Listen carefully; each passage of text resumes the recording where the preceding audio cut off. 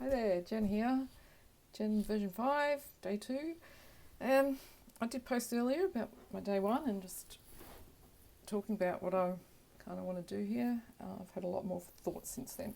First, I think I'll recap what I did manage to achieve for day 1.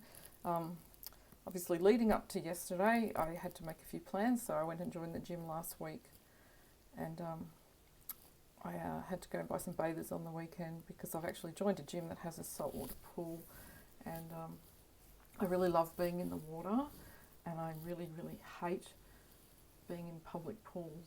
But I thought, you know what, I just have to step out of that uncomfort zone and get in there and do it, because I think the swimming will be beneficial to me in the long run. It will support my sore joints, and it will just it's a 31 degree pool, so it's going to support my muscles too. And so I did go there yesterday. Actually, I nearly didn't make it. My daughter fell ill through the day, and I thought, I'm going to have to delay this. I was so motivated, so ready to go, and then I've got to look after the daughter. It's priority 1. But she came good enough in the afternoon that she was happy for me to leave her for an hour or so while I went and did my swim. So that's what I did. I did about 45 minutes of gentle swimming, a couple of sprints, but mostly gentle swimming, as many different strokes as I could do. Even dog paddle, I sometimes wanted to get my heart rate up, my breathing up, and sometimes I just wanted to feel resistance and not be too exhausted. And sometimes I just lay there floating, enjoying the sensations and just being really mindful of the water and connecting with the water again. I do love to connect to the elements, and I feel like I haven't done it for such a long time, and it was just, I just really haven't been in that space for such a long time, and I just loved it. So I finished my swim with a 10-minute sit in a really, really warm spa, and it helped a lot of my aches and pains and a couple of shoulder problems and stuff. So I finally got out of my comfort zone. The thing about public pools I don't like is I always seem to end up with some sort of eye infection, and I also just hate the cold. When you get out and you're cold and there's no heating and you're running to the showers, and even yesterday I was waiting I reckon 3 minutes for the hot water to come through, and I wasn't even sure if it was going to happen, and I'm like, oh, what am I doing? This is so cold. But it did come through, and I warmed up, and then I was fine. Then my locker wouldn't open, and all my clothes were in the locker, so all I had was a towel wrapped around me, and thankfully some really generous lady offered to go and get the receptionist to come and unlock my locker, because I was feeling very vulnerable. I'd already stepped out of many comfort zones yesterday, and walking out into a lobby with just a towel, it was just, I wasn't going there, I wasn't ready for that. What else did I do yesterday? I nearly didn't actually get there yesterday. Did I say that? Yeah, I did. So today, I don't want to do gym every day. I just every second day at least is good for me. So today was a rest day. Besides that, I need some more leggings, because the old ones that I had last year are size too small at the moment. So I had to go and concede defeat and go and buy a couple of pairs of leggings that fit me without looking really, to me, terrible. So I've done that, so I'm ready, and I'm packed, my bag's packed for tomorrow, and I'm going to the gym tomorrow. I'm going to just do some warm-ups and maybe a bit of Pilates, stuff like that. Everything I do now is just gentle stuff and trying to get me stretching and stuff again. I'm not ready for any full-on cardio, full-on anything, because my movement is just at such a restricted range, and I need to get that happening again. So, and I love Pilates Reformer. They have a Reformer machine there, so I'm so happy about that. So I can't actually wait to get back on that. I find it meditative, almost, sliding back and forward, and you hardly notice that you're actually working out. So that's today. I did manage to have a 15-minute walk today. I've had my big drink of water. I actually went outside for my walk today thinking I might go through the local park and connect with some trees and stuff. And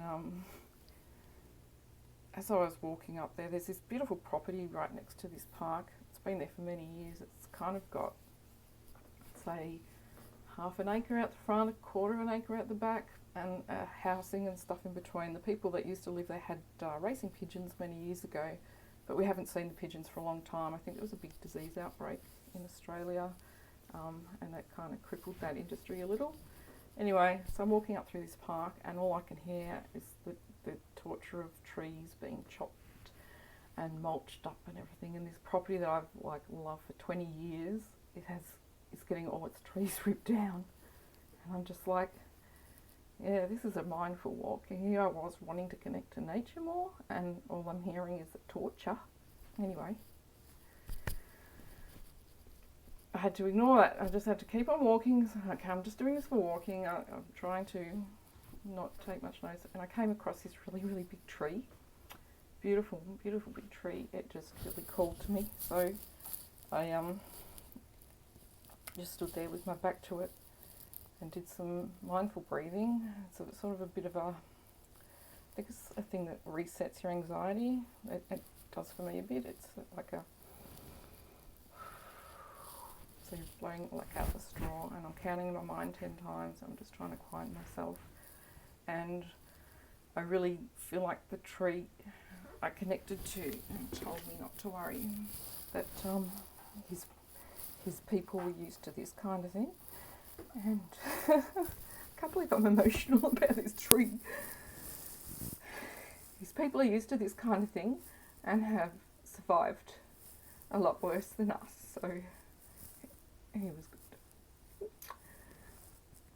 I'm going to have to investigate why this is really sad for me. Anyway, I spent, I reckon, 5 minutes with that tree and just breathing, and a magpie came and visited me, and another bird visited me. It's like, it was a really good connection. I did come out of my little temporary depression because nature, as usual, talks. Anyway, that's my day 1 and day 2, and yeah, I had to have the notes for that because my memory's really shit. Anyway, compose myself. In my earlier video, I said I was going to dedicate to having a walk every day. I think that word was a bit of not quite the right word for it. I think commit was the word I wanted. I do have trouble finding the right words at times, so there you go. So I've actually written a list now of commitments I want to make. On a daily basis, like I commit to starting the day with at least 500 mils of water. On a daily basis, I commit to practicing gratitude and acknowledging at least 3 things I'm grateful for, whether I write them down, whether I share them, whether I just mindfully, think of them at the time. On a daily basis, I commit to moving, whether it's at the gym or going for a walk, and it has to be extra to what I do on a daily basis, like extra to what I do when I work. And I want to do a daily meditation. So I did that today with a tree, even if it was a bit sad, and then happy. So daily meditation, I can integrate that into my shower every morning, and that's a really nice, easy one. But I think also when I go out for walks, I'll do some sort of a moving meditation, and that's something I discovered I could do when I had a personal trainer helping my daughter and I out through a bit of a rough patch. Jade from Adventure Training, shout out to her, she's amazing. She incorporates the natural world into her training, and there's just so much connection that way. So from that I've learnt to be able to connect, meditate like when I'm moving, and it's so different to just finding a space in your house and sitting there and doing it. So I highly recommend that. And if you're at Warburton Way, look her up if you need some help with that. She's awesome. And the last thing on a daily basis I want to commit to is mindful eating.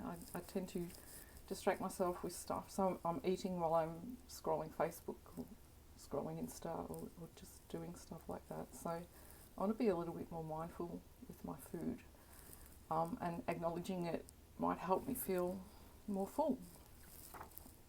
I also have the weekly commitments. What have I got? I want to do these documentaries 2 to 3 times a week. I don't really want to do it every single day, but 2 to 3 times a week is enough for me. I want to get to the gym a minimum of twice a week. I know that doesn't sound like it's enough, but it's a lot for me at the beginning. I want one of those sessions to be in the pool and one of those sessions up in the gym itself using the machines. Actually, the weekly is walking every day as well, so it's daily and weekly. I also want to connect with nature more. I know it's so good for our health to do it, and we just tend to sit in, especially this time of year, we sit inside our homes a lot and stay nice and warm and stuff. Now, I'm actually in a job where I get to work outdoors a little bit, and I usually just mindlessly go about my tasks, but this week I've actually gone for a bit more of a walk around and acknowledged the environment that I work in and being more grateful for it. And it pays me back. As soon as I do it, I'll notice something. Nature will talk to me again. I'll stand and do my breathing to 10, and then suddenly I'll see a little blue, blue wren? I think it is, that I didn't even notice before. I didn't even know it was there. It was so bloody close. And it's not until I stopped and I was still and I was counting that I saw the movement. And I'm like, oh, what a gift. So getting out to nature more often, connecting with nature more often, and that means connecting with myself more often. That's just something I don't feel I have done enough of because I've been neglecting meditating. 2 more things I want to commit to is some downtime with technology. I spend far too much time mindlessly scrolling and stuff like that. So even today, I went for my walk today and I left my phone at home, and it's the first time I've ever done it, and it was really good. I really enjoyed every now and then I thought, oh, I want to take a photo of this, I've got to share this, and I just thought, no, this is your moment at the moment, just live in it. Yep. And the final commitment weekly is a date night with hubby, because I have so many distractions. I'm pretty sure he's feeling really neglected, and I think we need some more time together, even if it's just like setting aside Friday nights for movies or anything. Just I've got to do that. It's good for both of us.